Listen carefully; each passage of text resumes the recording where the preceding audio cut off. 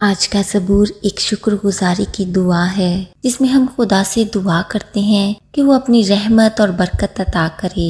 ये हमें सिखाता है कि हमें हमेशा खुदा की नेमतों के तलबगार रहना चाहिए, क्योंकि वही हमारी जिंदगी को रोशन करता है। ये ज़बूर हमें याद दिलाता है कि खुदा की हदायत पूरी दुनिया के लिए है और इसकी रोशनी और रास्ते सब कौमों पर जाहिर होते हैं। ये हमें सिखाता है कि खुदा की रहनुमाई से हम सीधे रास्ते पर चल सकते हैं। इस ज़बूर में बार बार जिक्र किया गया है कि तमाम कौमें खुदा की हम्द करें। ये हमें सबक देता है कि खुदा की हम्द सिर्फ इनफरादी सतह पर नहीं बल्कि इज्तमाई तौर पर भी की जानी चाहिए। खुदा कौमों पर अदल के साथ हुकूमत और इंसाफ करता है। इससे हमें ये सबक मिलता है कि खुदा का इंसाफ कामिल और मुनसफाना है और हमें भी इंसाफ और रास्तबाजी के साथ जिंदगी गुजारनी चाहिए। इस ज़बूर में ये बयां किया गया है कि खुदा जमीन को बरकत देता है, जिसके नतीजे में फसलें उगती हैं और लोगों को रिस्क मिलता है।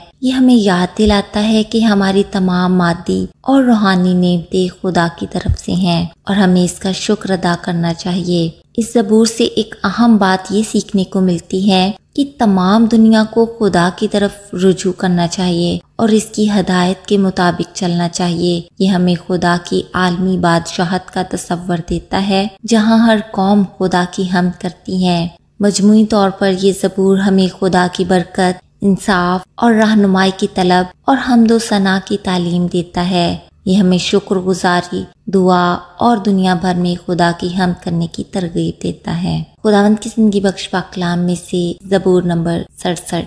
खुदा हम पर रहम करे और हमको बरकत बख्शे और अपने चेहरा को हम पर जलवागर फरमाए, ताकि तेरी राह जमीन पर जाहिर हो जाए और तेरी नजात सब कौमों पर। ए खुदा, लोग तेरी तारीफ करें, सब लोग तेरी तारीफ करें। उम्मतें खुश हों और खुशी से ललकारें, क्योंकि तू रास्ती से लोगों की अदालत करेगा और जमीन की उम्मतों पर हुकूमत करेगा।